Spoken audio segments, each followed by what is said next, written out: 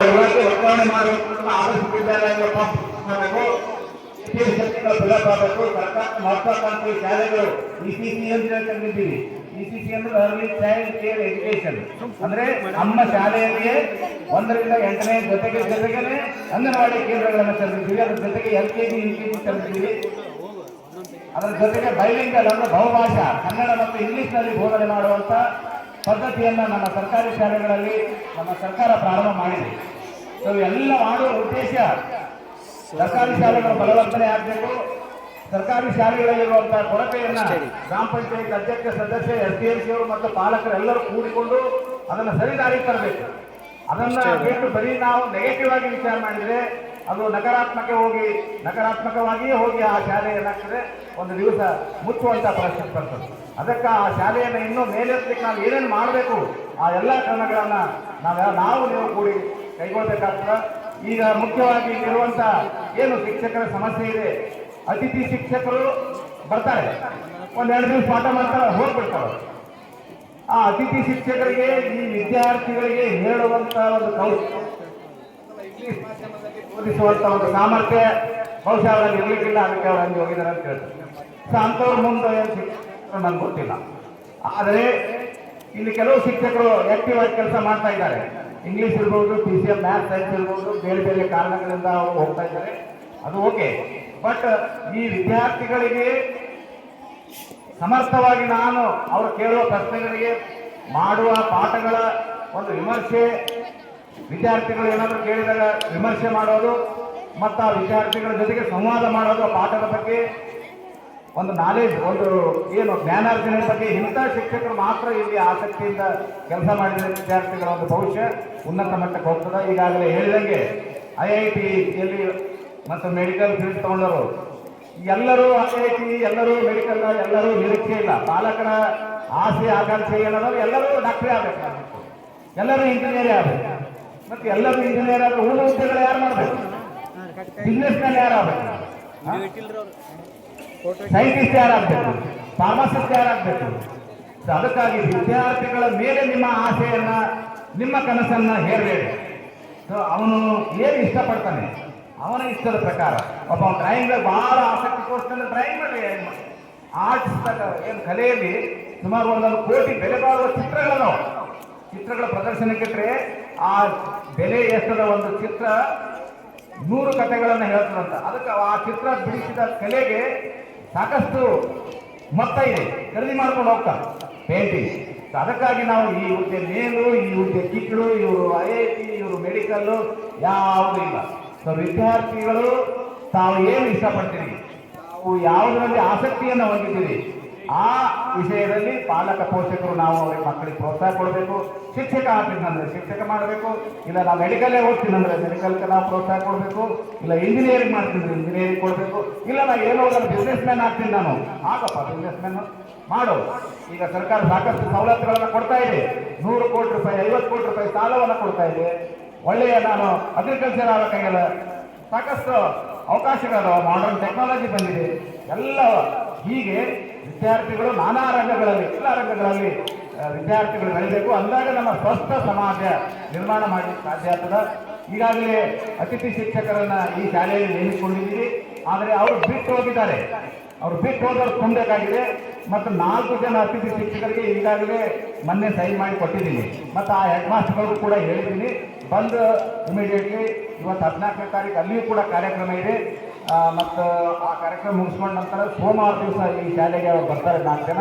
ಹೋದ ವರ್ಷ ಮಾಡಿದವರಿದ್ದಾರೆ, ರಾಘವೇಂದ್ರ ಒಬ್ಬರು MSc B.Ed ಮಂಜುನಾಥ್ ಅಂತ ಹೇಳಿದ್ದಾರೆ, ಮತ್ತು ಗೌನಹಳ್ಳಿಯಲ್ಲಿ ಕೂಡ ಒಬ್ಬರು ಶಿಕ್ಷಕರಿದ್ದಾರೆ, DPT ಇದ್ದಾರೆ, ಅವರು graduate primary school teacher, English ಮೀಡಿಯಂದಲ್ಲಿ ಓದಿದವರು ಇದ್ದರೆ ಸ್ವಲ್ಪ ಇಂಗ್ಲೀಷ್ ಇವ್ರದ್ದು ಚೆನ್ನಾಗಾಗ್ತದೆ. ಅದಕ್ಕೆ ಮತ್ತು ಇನ್ನೂ ಇಬ್ಬರು ಹರ್ನೂರು ಮತ್ತು ಇನ್ನೊಂದು ಶಾಲೆ ಯಾವುದಿದೆ 4 ಶಿಕ್ಷಕರಿಗೆ ನಾವು ಕೊಟ್ಟಿದ್ದೀವಿ. ಈಗ ಇದೇ ತರನಾಗಿ ನೀವು ಹೆಂಗೆ ಬೇಡಿಕೆ ಅದ ಅವರು ಕೂಡ ನಮ್ಮ ಊರಲ್ಲಿ ಹೆಂಗೆ ಹೋಗ್ತಾರೆ ಅವರಂತ 43% ಹುದ್ದೆಗಳು ಖಾಲಿ ಅದಾವೆ, ಶೇಕಡ 100ಕ್ಕೆ 43 ಹುದ್ದೆಗಳು. ಅಂದರೆ 43%, 100 ಮಂದಿ ಶಿಕ್ಷಕರು ಇರಬೇಕು ನಮ್ಮ ತಾಲೂಕಿನಾಗ, ಅಂದ್ರೆ 43 ಮಂದಿ ಇಲ್ಲ, 56 ಜನ ವರ್ಕಿಂಗ್ ಅದ. ಸೊ ಇಷ್ಟನ್ನ ಜೊತೆಗೆ ನಾವು ಗೆಸ್ಟ್ ಟೀಚರ್ ಎಲ್ಲ ಶಾಲೆಗಳಲ್ಲಿ ಅತಿಥಿ ಶಿಕ್ಷಕರನ್ನ ನೇಮಕ ಮಾಡ್ಕೊಂಡು ತಾತ್ಕಾಲಿಕವಾಗಿ. ಸೊ ಅದಕ್ಕಾಗಿ ಇನ್ನು ಪಾಲಕರಿಗೆ ಯಾರಾದರೂ ಅತಿಥಿ ಶಿಕ್ಷಕರು ನಮ್ಮ ಕಡೆಗೆ ಅದರ ಪರಿಚಯ ಅದರ ಅವ್ರು ಹೇಳ್ತಾರೆ ಚೆನ್ನಾಗಿ, ಅವ್ರು ಇಂಗ್ಲೀಷ್ ಚೆನ್ನಾಗಿದೆ, ಫ್ಲೂಯೆನ್ಸ್ ಇದೆ ಇಂಗ್ಲೀಷ್ನಲ್ಲಿ ಸರಾಗವಾಗಿ ಪಾಠ ಮಾಡ್ತಾರೆ, ಅರ್ಥ ಮಾಡ್ಕೊಟ್ರಂದ್ರೆ ಪೇರೆಂಟ್ಸ್ ಎಟ್ ಎನಿ ಟೈಮ್ ನೀವು ಶಾಲೆಗೆ ನೇರವಾಗಿ ನಾನು ಕೇಳದೆ ತಂದು ಹಚ್ಚಬೇಕು. ಅವ್ರಿಗೆ ನಾವು ಏನು ಮಾಡಬೇಕಾಗಿದೆ ಅದನ್ನು ನಾವು ಮಾಡ್ತೀವಿ ಈ ಸಂದರ್ಭದಲ್ಲಿ. ಅದಕ್ಕಾಗಿ ಪಾಲಕರಿಗೆ ಕೂಡ ಗೊತ್ತಿರ್ತಾರೆ, ಯಾರೋ ಮನೆ ಕೊಡ್ತಿರ್ತಾರೆ, MSc ಓದ್ತಾರ, ಸ್ವಲ್ಪ ಹೊರಗೆ ಬರಬೇಕು. ಎಷ್ಟೋ ಗೃಹಿಣಿಯರಲ್ಲ MSc ಓದ್ತಾರಲ್ಲ, BSc B.Ed ಮಾಡಿದಾರಲ್ಲ, ಇಂಗ್ಲೀಷ್ ಮೀಡಿಯಮ್ದಲ್ಲಿ ಇದ್ದಾರೆ. ಸೊ ಅಂಥವರು ಒಂದು ಸರ್ವಿಸ್ ಅಂತ ತಿಳಿದು, ಇಲ್ಲಿ ಸೇವೆ ಅಂತ ತಿಳಿದು ಮಕ್ಕಳ ಜೊತೆಗೆ ನೀವು ಪಾಠ ಮಾಡಿದ್ದೆ ಆದರೆ ತಮ್ಗೆ ಯಾವುದು ಏನಂತೀರಿ ನೀವು ಮಕ್ಕಳ ಜೊತೆಗಿದ್ರೆ ಯಾವುದು ಆಯಾಸನೂ ಆಗೋದಿಲ್ಲ, ಯಾವ ರೋಗ ರುಜಿನಗಳು ಕೂಡ ಬರೋದಿಲ್ಲ. ಅದಕ್ಕೆ ಸಮಯ ಯಾವಾಗ ಕೂಡ ಗೊತ್ತಾಗೋದಿಲ್ಲ. ಅದಕ್ಕಾಗಿ ಆ ಬೇಗನೆ ಒಂದು ವೇಳೆ ತಿಳಿಸಿ, ಅದು ಇಲ್ಲದಿದ್ದರೂ ಕೂಡ ನಾವು ಬೇರೆ ಒಂದು ವ್ಯವಸ್ಥೆಯನ್ನು ನಾವು ಮಾಡಿದ್ದೀವಿ, ಅವರು ಬರ್ತಾರೆ. ಸೊ ನಾವು ಕೂಡಿಕೊಂಡು ಈ ವರ್ಷ 10ನೇ ತರಗತಿಯ ಎಲ್ಲ ಮಕ್ಕಳು ಏನು ಪಾಸ್ ಆಗ್ತದೆ, ಶೇಕಡ 100% ರಿಸಲ್ಟ್ ಬರಬೇಕು. ಶೇಕಡ 100% ರಿಸಲ್ಟ್ ಅಂದರೆ 35 ಮಾರ್ಕ್ಸ್ ಪಾಸ್ ಆಗಬೇಕಾಗಿಲ್ಲ ನಾವು. ಸೊ ಆದರ್ಶ ವಿದ್ಯಾಲಯಗಳ ರಿಸಲ್ಟ್ ಕೂಡ ಆದರ್ಶಮಯವಾಗಿದೆ. ಸೊ ಆದರ್ಶಮಯವಾಗಿರ್ಬೇಕಾದ್ರೆ ಆ ಮಾರ್ಕ್ಸ್ನಲ್ಲಿ ಒಂದು ತೂಕ ಇದೆ, ಬೆಲೆ ಇದೆ. 35 ಮಾಡಿದ್ರೆ ಬೆಲೆ ಕಡಿಮೆ ಇರ್ತದೆ, 95 97 ಮಾಡಿದ್ರೆ ಬೆಲೆ ಜಾಸ್ತಿ ಇರ್ತದೆ. ಅಂದರೆ ನಿಮಗೆ ಅವಕಾಶಗಳು ಎಲ್ಲಿ ಬೇಕಲ್ಲಿ ಓಪನ್ ಇರ್ತಾವೆ, ಅವ್ರಿಗೆ ಅವಕಾಶಗಳು ಕಡಿಮೆ ಇರ್ತಾವೆ. ಉಚಿತವಾಗಿ ನಿಮಗೆ ಸೀಟ್ ಸಿಗುವಂಥ ಸಂಭವ ಇರ್ತಾವೆ. ಸೈನ್ಸ್ ಮಾಡ್ಬೋದು, ನೀವು ಕಾಮರ್ಸ್ ಮಾಡ್ಬೋದು, ಆಮೇಲೆ ಆರ್ಟ್ಸ್ ಕೂಡ ಮಾಡ್ಬೋದು, ಏನು ಬೇಕಾದ್ರೂ ಮಾಡ್ಬೋದು, ITI ಮಾಡ್ಬೋದು, ಡಿಪ್ಲೊಮಾ ಮಾಡ್ಬೋದು. ಸಾಕಷ್ಟು ಅವಕಾಶಗಳು ಅದಾವ. ಅದಕ್ಕಾಗಿ ವಿದ್ಯಾರ್ಥಿನಿಯರಿಗೆ ಮತ್ತು ವಿದ್ಯಾರ್ಥಿಗಳಿಗೆ ಒಂದು 4 ತಿಂಗಳು ಎಲ್ಲ ಪಾಲಕ ಪೋಷಕರು ಸಹಕಾರವನ್ನು ನೀಡಬೇಕು ಮತ್ತು ಒತ್ತಡವನ್ನು ಯಾರು ಹಾಕ್ತಾರೆ. ಒಂದು ಕೊಡದಾಗ ಎಷ್ಟು ನೀರು ಹಾಕ್ಬೇಕು, ತುಂಬಿದ್ದೇನು ನೀರು ಹಾಕಿ ಏನಾಗ್ತವ ಚೆಂದ. ಅದಕ್ಕೆ ಮನಸ್ಸು ಅನ್ನೋದು ಹೆಂಗಿರ್ತದೆ ಅಂದ್ರೆ ಎಷ್ಟು ಓದಬೇಕು, ಎಷ್ಟು ಹೋಮ್ವರ್ಕ್ ಮಾಡ್ಬೇಕು ಅಷ್ಟೇ ತಗೋಬೇಕು. ಸುಮ್ಮನೆ ಓದಿದ್ರೆ ಓದ್ತೀವಿ, ಹಿಂಗೆ ಕುಂತಿರ್ತೀವಿ, ಓದ್ತೀವಿ, ಮನಸ್ಸಿಗೆ ಹೋಗೋದಿಲ್ಲ, ಮೈಂಡ್ ಏನೋ ವರ್ಕ್ ಮಾಡ್ತೀವಿ. ಅದಕ್ಕಾಗಿ ಪಾಲಕ ಬಂಧುಗಳು ಏನು ಮಾಡಬೇಕು ಅಂದರೆ ಮಕ್ಕಳನ್ನ ನಾವು ಸರಿಯಾದ ದಿಸೆಯಲ್ಲಿ ಕೊಂಡೊಯ್ಯಲು ಪ್ರಯತ್ನ ಮಾಡಬೇಕು. ನಾವೆಲ್ಲ ಒಂದು ಮನೆ ಕಟ್ಟಬೇಕಾದ್ರೆ ಭಾಳಷ್ಟು ಪ್ಲ್ಯಾನ್ ಹಾಕ್ತೀವಿ, ಡಿಸೈನ್ ಮಾಡ್ತೀವಿ, ಇಂಜಿನಿಯರಿಂಗ್ ಕರಿತೀವಿ. ಇದು ವಾಸ್ತು ಪ್ರಕಾರ ಇಲ್ಲ, ಇದಕ್ಕೆ ಯಾವ ಮಾಡಿ ಇದು ಕರಡಿ ಇಲ್ಲ, ಈ ಕಡೆ ಬರ್ಬೇಕು, ಆ ಕಡೆ ಬರ್ಬೇಕು.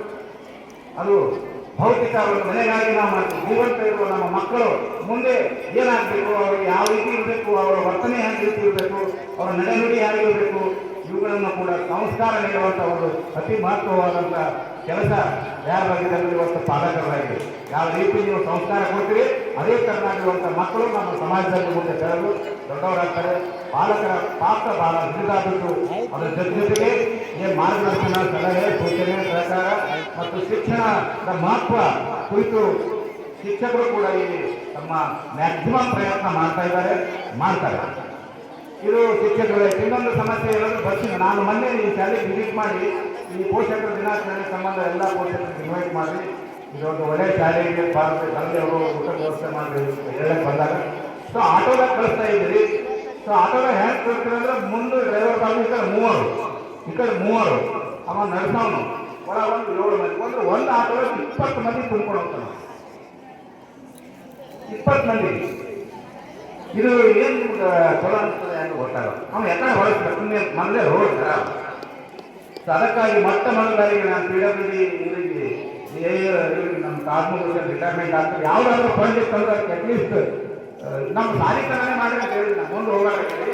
ನಮ್ಮ ಸಾಲಿತನನೇ ರೋಡ್ ಮಾಡಬೇಕು ಅಂತ ಹೇಳಿ ಮುಂದೆ ಅವ್ರು ನೋಡ್ತಿರ್ತಾರೆ. ಯಾವುದಾದ್ರೂ ಬಜೆಟ್ ಉಳಿತಂದ್ರೆ ಡಬಲಿ ಪರ್ಮಿಷನ್ ತೊಗೊಂಡು ಮಾಡ್ಬೇಕಾಗ್ತಂತ ನಮ್ಮ ಸಾಲಿತನ ಮಾಡಿ ಅಂತೇಳಿ ಹೇಳಿದ್ದೀನಿ. ಅಟ್ಲೀಸ್ಟ್ ಬ್ಯಾಕಪ್ ವರ್ಕ್ ಎಲ್ಲ ಆಗಲಿ. ಅಂದರೆ ಆಟೋಗಳು, ಬಸ್ಗಳು, ಏನು 2 ವೀಲರ್ ಕರ್ಕೊಂಡು ಬರ್ತೀರಿ, ನೀವು ಹೋಗುವಾಗ ಇದೇ ದಾರಿಯಲ್ಲಿ ಆ ಕಡೆ ಬರ್ತದೆ. ನೀವು ಒಂದಾಗ ನೀವು ಕೆಳಗೆ ಇಳಿಬೇಕು.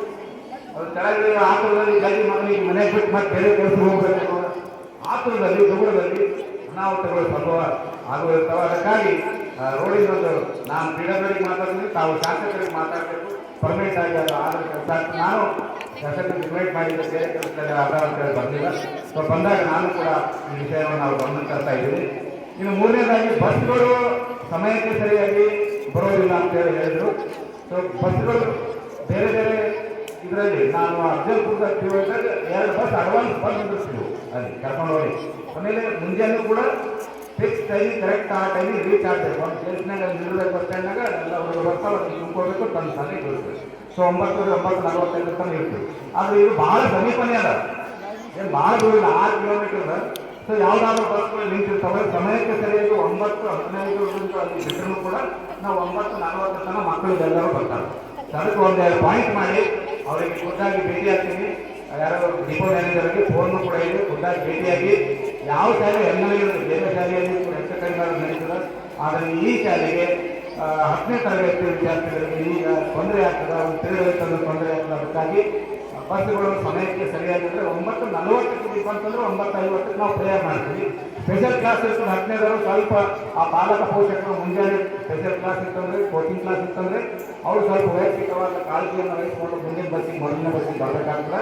ಸಾಮಾನ್ಯವಾಗಿ ಉಳಿದ ಎಲ್ಲ ವಿದ್ಯಾರ್ಥಿಗಳು ಏನು ನಮ್ಮದು ನಾರ್ಮಲ್ ಟೈಮಿಂಗ್ ಇದೆ 9:50ರಿಂದ 9:05 ಆ ಬಸ್ ಇಲ್ಲಿ ನಾವು 10 ನಿಮಿಷ ಮೊದಲೇ ಬರುವ ಹಾಗೆ ಒಂದು ಯೋಜನೆಯನ್ನು ಆ ತಹಸೀಲ್ದಾರ್ ಮೂಲಕ ಅಥವಾ ನಾನು ಡೈರೆಕ್ಟ್ ಆಗಿ ತಿಳಿಸಿ ಅದನ್ನು ವ್ಯವಸ್ಥೆ ಮಾಡ್ತೀನಿ ಅಂತ ಹೇಳಿ ಸಂಸ್ಥೆ ಶಿಕ್ಷಣ ಇಲಾಖೆ ಸಾಕಷ್ಟು ಸವಲತ್ತುಗಳನ್ನು ಎಲ್ಲರಿಗೂ ಕೊಡ್ತಾ ಇದೆ. ಅದನ್ನು ಸದುಪಯೋಗ ಪಡ್ಕೊಳ್ಳ. ಬಹಳಷ್ಟು ಜನರು ಖಾಸಗಿ ಶಾಲೆ ಅಲ್ಲಿ ಏನಿಲ್ಲ, ನೀವು ಹೇಳಿದ್ರು ಯಾರನ್ನ ಈ ಖಾಸಗಿ ಶಾಲೆಗಳಿಗೆ ನನ್ನ ವಿರುದ್ಧ ಅನ್ಬೋದು. ನಾನು ಎಲ್ಲ ಖಾಸಗಿ ಶಾಲೆ ನೋಡ್ತೀನಿ, ಗೌರ್ಮೆಂಟ್ ಶಾಲೆ ನೋಡಿ. ನಮ್ಮ ಸರ್ಕಾರಿ ಶಾಲೆಗಳ ಹಳ್ಳಿಯಲ್ಲೂ ಎಷ್ಟೋ ಉತ್ತಮವಾದವು. ಬರೀ ಇಂಗ್ಲಿಷ್ ಮಾತಾಡಿದರೆ ಅದು ಜ್ಞಾನ ಅಲ್ಲ. If the student speak in English it is not A knowledge, it is A language learning. Kannada ನಾವು ಯಾವ ರೀತಿಯಲ್ಲಿ ಕಲಿತೀವಿ ಅದು ಒಂದು ಭಾಷೆ. ಜರ್ಮನ್ ಕೂಡ ಒಂದು ಭಾಷೆ, ಉರ್ದು ಒಂದು ಭಾಷೆ, ಹಿಂದಿ ಒಂದು ಭಾಷೆ, ತೆಲುಗು ಒಂದು ಭಾಷೆ, ಅದೇ ಥರ ಇಂಗ್ಲಿಷ್ ಒಂದು ಭಾಷೆ, ನಾಲೆಜ್ ಅಲ್ಲ. ಸೊ ಅದೊಂದು ಭಾಷೆ ಕಲ್ತರೆ ಜ್ಞಾನ ಬರೋದಿಲ್ಲ. ಆ ಭಾಷೆಯಲ್ಲಿ ನಾವು ಏನು ಓದಿದ್ದೀವಿ ಅದನ್ನು ಎಕ್ಸ್ಪ್ರೆಸ್ ಮಾಡಬೇಕು, ಅದನ್ನು ಮಕ್ಕಳು ಹೇಳಬೇಕು. ಅವಾಗ ಒಂದು ಏನಾಗ್ತದೆ, ನಾಲೆಜ್ ಆಗ್ತದೆ. ಅದಕ್ಕಾಗಿ ಭಾಳಷ್ಟು ಏನಾದ್ರೆ ಇಂಗ್ಲೀಷ್ನಾಗೆ ಮಾತಾಡಬೇಕು, ಇಂಗ್ಲೀಷ್ನಾಗೆ ಬರೀಬೇಕಂತ ಒತ್ತಡ ಹಾಕ್ಬೇಕು. ನಾವು ಯಾರು ಇಂಗ್ಲೀಷ್ BR ಇಂಗ್ಲೀಷ್ ಕಲ್ತೀವಿ, ಆಮೇಲೆ ಇಂಗ್ಲೀಷ್ ಕಲ್ತೀವಿ. ಈ ನಮ್ಮ ಮಕ್ಕಳು 6ನೇ ನಿಮಿಷದಲ್ಲಿ ಇಂಗ್ಲೀಷ್ ಕಲಿತಾ ಇದ್ದಾರೆ. So after completion of the 10th standard they will automatically learn English, fluently speak English. ಭಾಳ ಸರಳವಾಗಿ ಮಾತಾಡ್ತಾರೆ ಅವರಿಗೆ. ಯಾಕಂದ್ರೆ ಎನ್ವಿರಾನ್ಮೆಂಟ್ ಇದೆ, ವಾತಾವರಣ ಕ್ರಿಯೇಟ್ ಮಾಡ್ಬೇಕು ನಾವು. ಆದರ್ಶ ವಿದ್ಯಾಲಯದಲ್ಲಿ 6ನೇ ತರಗತಿಯಿಂದ ಯಾಕಷ್ಟು ಬೇಡಿಕೆ ಇದೆ ಅಂತಂದ್ರೆ ಸ್ವಲ್ಪ ಇಂಗ್ಲೀಷ್ ಚೆನ್ನಾಗಿದೆ, ಭಾಷೆ ಚೆನ್ನಾಗಿ ಹೇಳ್ಕೊಡ್ತಾರೆ. ಆ ಭಾಷೆಯ ಜೊತೆಗೆ ನಾಲೆಜ್ ಕೂಡ ಚೆನ್ನಾಗಿ ಹೇಳ್ಕೊಡ್ತಾರೆ. ಅದನ್ನ ಎಲ್ಲ ಪಾಲಕ ಪೋಷಕರು ಇದನ್ನ ಉಳಿಸ್ಕೊಳ್ಕೋಬೇಕು. ಇದನ್ನು ಉಳಿಸ್ಕೊಂಡು ಹೋಗ್ಬೇಕು. ಒಂದು ಏನಂತೀವಿ ನಾವು, ಇನ್ನೂ ಒಂದು ಮಾಡಲ್ಗಿಂತಲೂ ಮೀರಿದ್ದು ಒಂದು ದೇವರಿಗಿಂತ ಶಾಲೆ ಎಲ್ಲರೂ ಊಟ ಮಾಡತ್ತಾನ. ಹೆಂಗ ಮೈಸೂರು ಮಹಾರಾಜ ಮಹಾರಾಣಿ ಕಾಲೇಜು ಕಲಿಗಳೇ ಆಗಿರೋದು. ಆ ಥರ ಇಲ್ಲಿ ಕಲ್ತರೆಲ್ಲರೂ ಉತ್ಕೃಷ್ಟ ವ್ಯಕ್ತಿಗಳಾಗಿ ಅನ್ನುವಂಥ ಒಂದು ವಾತಾವರಣ ನಿರ್ಮಾಣ ಮಾಡಬೇಕಾದರೆ ಪಾಲಕರು ಪಾತ್ರ ಮತ್ತು ನಮ್ಮ ರಾಜಕೀಯ ಧುರೀಣರು, ಪಾಲಕರು, ಜನಪ್ರತಿನಿಧಿಗಳು, ಕ್ಷೇತ್ರದವರು, ವಿಶೇಷವಾಗಿ ವಿದ್ಯಾರ್ಥಿಗಳು ಎಲ್ಲರ ಪಾತ್ರ ಹೇಳಿದಾಗ ಅದಕ್ಕೆ ಈ ವಿಷಯದಲ್ಲಿ ತಾವೆಲ್ಲರೂ ಸಹಕಾರ ನೀಡ್ತೀವಿ ಅಂತ ಹೇಳಿ ತಮ್ಮಲ್ಲಿ ವಿನಂತಿ ಮಾಡಿಕೊಡ್ತಾ, ಏನು ಸೌಲಭ್ಯಗಳಲ್ಲ 2 ಜೊತೆ ಏನು ಕೊಟ್ಟಿದ್ದೀವಿ, ಡ್ರೆಸ್ ಕೊಟ್ಟಿಲ್ಲ 2 ಜೊತೆ ಡ್ರೆಸ್ ಬಂದಾವಿಲ್ಲ ನಿಮ್ಗೆ? ಬಂದಾವ್ರಿ. ಕೊಟ್ಟಾರಿಲ್ಲ? ಕೊಟ್ಟಾರ್ರಿ. ಶೂ ಸಾಕ್ಸ್ ಕೊಡ್ತಾ ಇದ್ದೀವಿ, ಬರ್ತಾ ಇದ್ದೀವಿ, ಬಂದಿಲ್ಲ. ಅಮೌಂಟ್ ಬಂದಾಗ ಕೊಡ್ತೀವಿ. ಪುಸ್ತಕ ಉಚಿತವಾಗಿ ಕೊಟ್ಟಿವಿಲ್ಲ? ಕೊಟ್ಟಾರ್ರಿ. ಪುಸ್ತಕ text book is freely distributed to all students. 2 sets of uniforms is given to all the students. At midday meal, yak is distributed to all students. ನೀವು ಅಲ್ಲಂದ್ರೆ ಬಾಳೆಹಣ್ಣು ಕೊಡ್ತೀವಿ, ಅದಕ್ಕಲ್ಲ ಬಿಸಿ ಊಟ ಕೊಡ್ತಾ ಇದೆ. ಎಲ್ಲ ಯಾಕೆ ಕೊಡ್ಬೇಕು?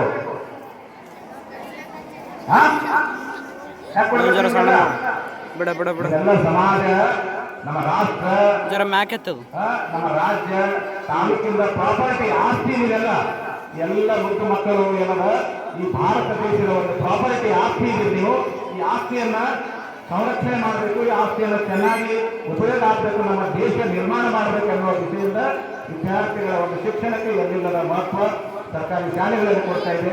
ಅದನ್ನು ಸದುಪಯೋಗ ಪಡಿಕೊಂಡು ತಾವೆಲ್ಲ ಉತ್ತಮ ನಾಗರಿಕರಾಗಿ ಒಳ್ಳೆಯ ಭವಿಷ್ಯವನ್ನು ನಿರ್ಮಾಣ ಮಾಡಬೇಕಂತ ಹೇಳಿ ಸಂದರ್ಭದಲ್ಲಿ ಹೇಳುತ್ತಾ, ಕೊನೆಗೆ ನನಗೆ ಮಾತಾಡಲಿಕ್ಕೆ ಅವಕಾಶ ಕೊಟ್ಟಂತ ಈ ಶಾಲೆಯ ಪ್ರಾಂಶುಪಾಲರಿಗೂ, ಎಲ್ಲ ಶಿಕ್ಷಕರಿಗೂ, ಗೆಸ್ಟ್ ಟೀಚರ್ ಅವರಿಗೂ ಮತ್ತು ವಿದ್ಯಾರ್ಥಿನಿಯರಿಗೂ ಊಟದ ಸಮಯ 1:30 ಅದ.